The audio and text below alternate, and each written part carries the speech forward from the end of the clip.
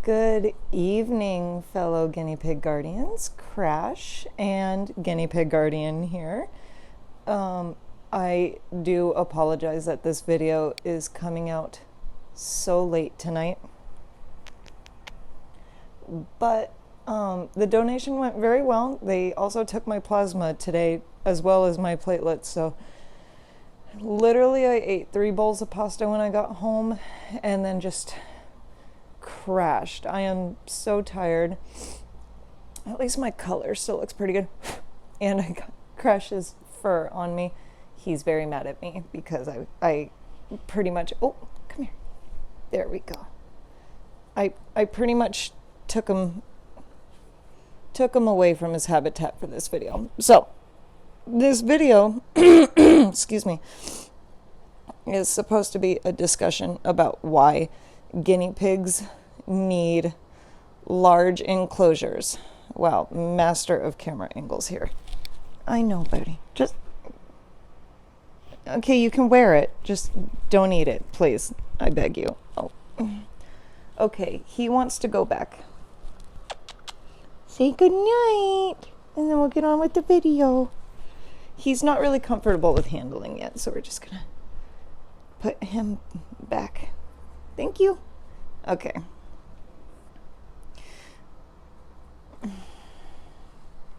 Okay, there we go.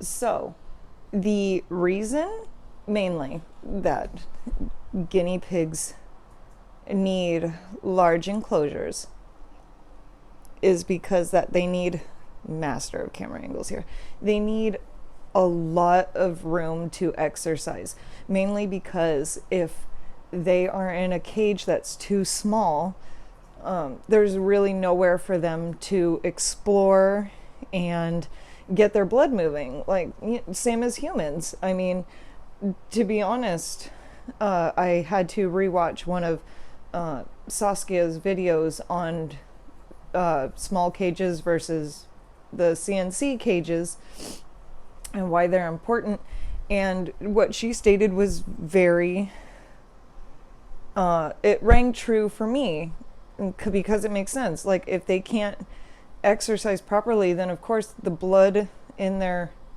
bodies is just going to pool into their paws, and then their paws are going to swell up, and then of course with the lack of circulation that causes other problems, because it's not just swelling. If there's a lack of circulation, it could also cause heart problems, things like that. I would suggest watching a lot of other videos on this subject, but the main thing is exercise. And of course, like, if you're going to sit in one spot all day, I can imagine also the psychological damage that could result from that. As in, like, you're in a small cage, right? There was no interaction with anybody. You can't, it's a very lonely life to be stuck in a small cage with no exercise. I mean, that also causes personality issues. It comes in the form of aggression. It could result in being bitten by your guinea pig if they're in a cage that's too small, if you're not allowing them the room and the ability to exercise. I mean, that's why I do yoga every day, to be honest, is because I will go stir crazy, and I'm not very nice when I don't do yoga. There we go. So it's the same thing for animals. Like, they need exercise. It's in their DNA to move around and wander, and not just for the sake of exercise either. It's mental enrichment, right? Like, so with Moose and Riot having their big enclosure, with Crash and Chip having theirs, they have room to explore. They have room to play. Play is so important in any species. Like, guinea pigs like to popcorn. I'm sure you've seen one of my videos. I was just rewatching it today. What did I call it? The male guinea pigs popcorning video. Like, you can tell they zoom around, which is quite hilarious. They zoom around, they jump, what do they call it in the rabbit community? Binky. They popcorn. You know, that requires space. I mean, when Moose lived in his tiny enclosure, he would popcorn, but he'd end up hitting himself on something, like the sides of the cage and whatnot. Um, so, and it's ironic because Moose doesn't popcorn anymore, but Riot does. Riot popcorns and zoomies every morning and every evening. He's very true to his crepuscular nature, meaning that they are active at dawn and dusk. I'm still not very educated on the subject, so I suggest that you do not take my word for it. I suggest that for anyone who wants a guinea pig and genuinely wants to learn how to take care of them properly, that they should do their own research, a lot of research. I would not, I would not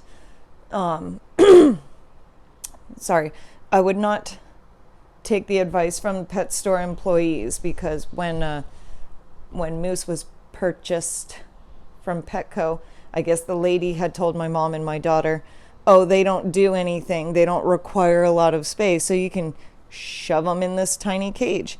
And that's not true. I have videos of my boys popcorning. Hi, Moose. He's looking at me, wondering why I'm filming so late, and also why, if I'm up, why I'm not giving him kisses on his nose. And now he lost interest. Pellets are more important. But anyway, so anybody looking to get a guinea pig, or any animal for that matter, I suggest you do your research, especially on habitats, on giving them a proper place, a proper enclosure, living space, whatever you want to call it. You give them that proper room to do what they were naturally born to do, and give them that space to do so. Chip has something on his whisker. It's so cute. I wonder if he will... Oh, you guys aren't going to be able to see it from here. Hi, Chip. Very happy boy. Oh, he eats pellets on camera. Yes. It took me so long to... Oh, I'm sorry. I didn't mean to scare you. It took me so long to get him to understand that 7 p.m. on the weekend, or whenever I come home from work on the weekday, is pellet time, and that I'm stubborn and will leave the pellets in there until he and Crash eat them all. So Chip finally caught on to this fact, and now every time I feed him pellets, he and Crash are like all over it. They're like, oh, okay, now we get it. Like, this is feeding time. So they understand vegetable time. They don't understand feeding time. Off topic. But back to the original issue. Now, my personal opinion on the subject, I'm going to explain it the way I explain it to everybody at work. I am only 4 feet 11 inches. I weigh 129 pounds. I am very, very small for a 36-year-old woman. And I know this because there are 8-year-olds on public transit taller than I am already. I don't know what y'all are doing to your children, but they're bigger than me.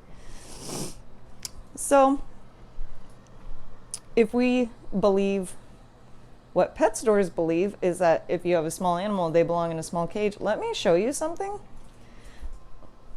This is my closet. See how tiny that is? That's a very tiny closet. Oh, let me get out of the way here.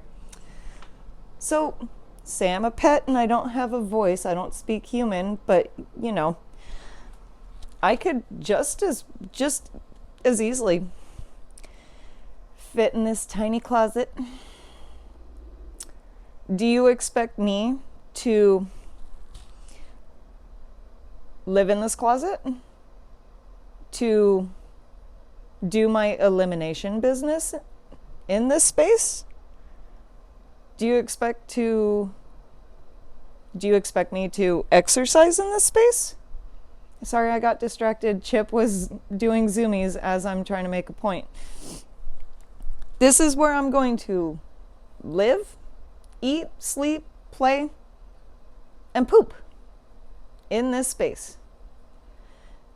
Granted, I will survive, but that's not the point.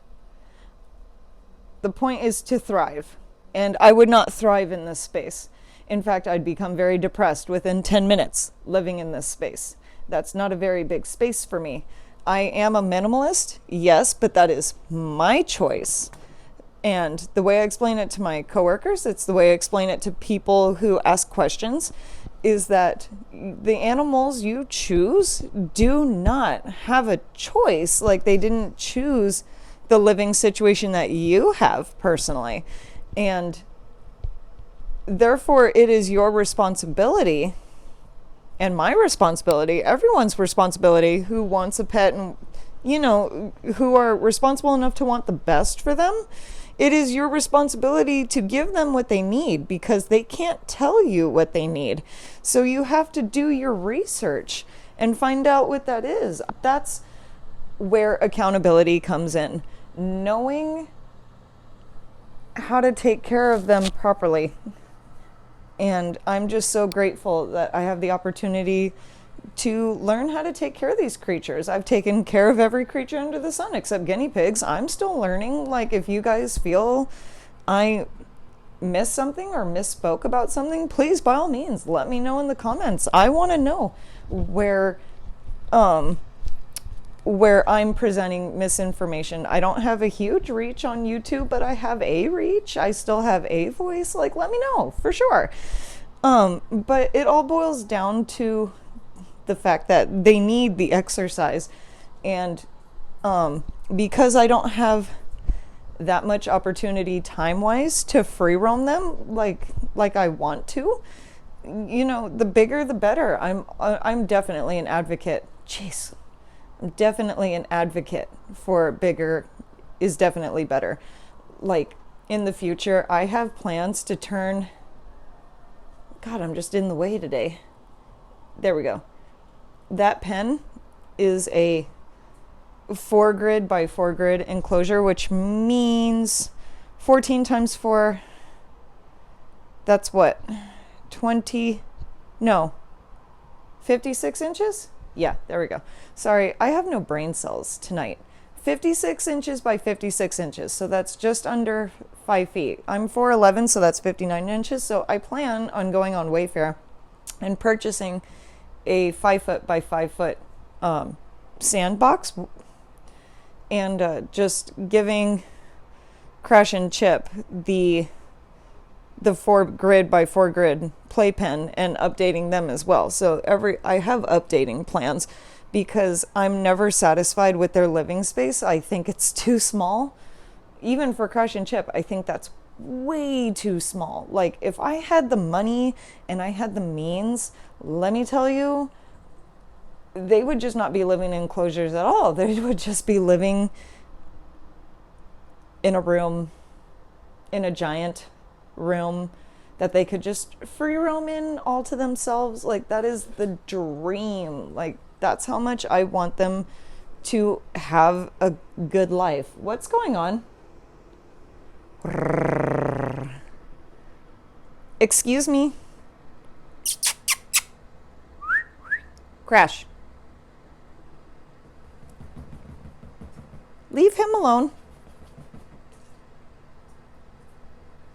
Ooh, words were exchanged, rumbles were said. And if anyone knows what this behavior means, please let me know.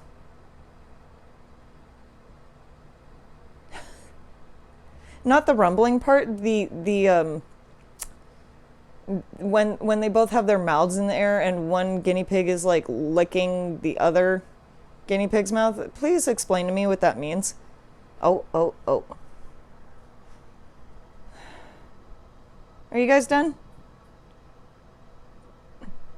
Okay, I guess we're done. So that's all I have to say on the matter. I do apologize that this video is all over the place and that I'm just strutting around my studio here. I did not feel like putting the camera on the tripod and just sitting down. The plan was to have Crash up here and, join us for this conversation. But what can I say? He didn't want to join the conversation. So, So key points to remember is that bigger is always better because exercise is a thing and all animals need it, no matter what that animal is. Okay, it's for health reasons. It's for their mental health, the fact that they would be less depressed having adequate amount of exercise and the space that they can exercise in. It's good for their circulation, getting the blood to not pool in their paws and their legs because the swelling could cause other problems. It could cause heart problems, and it could quite possibly lead to death in some cases. And it's also just good morale. I mean, they could thrive, or not thrive, excuse me, they cannot thrive in a small cage. They can survive, but the quality of life would not be, there'd be no quality of life. I'm sorry, that's a sad life to live. No, thank you. And also, the way I say it, you have the freedom to come and go from your house as you damn well please, but they don't have that choice. They have to rely on you for that. They have to rely on you to make sure that you give them what they need. So while they didn't choose this environment, they didn't choose their situation, you did, you chose it. Therefore, you have the responsibility as a pet guardian to give them what they need. And if you don't, by all means, own up to it. Fix your mistakes. And that's all anyone can do, really, is recognize their mistakes and fix them. Because at the end of the day, it is in their best interests. That's all I'm going to say on the matter because I'm getting lightheaded standing up. And I've been filming for almost 20 minutes now, which means it's past 10 at night, and I'm ready to go to bed again. But I will leave you with, where'd you go, Moose? There he is. There he is. Oh, there's Riot. Itchy, itchy. Why are you so itchy? I'm just having a good old scratch. Anyway. Oh, sorry, Riot. Didn't mean to scare you. Anyway, thank you for your patience. I'm getting distracted by guinea pigs. I'm going to give them all kisses. Anyway, thank you for watching. Thank you for your patience. I'm sorry this video came out so late. I'm sorry that it's all over the place. I'm not going to be in a proper headspace for a couple days. So I'm going to end it here while I still remember what my name is. Anyway, remember, life is good food, good company, and good sleep. See you guys next time.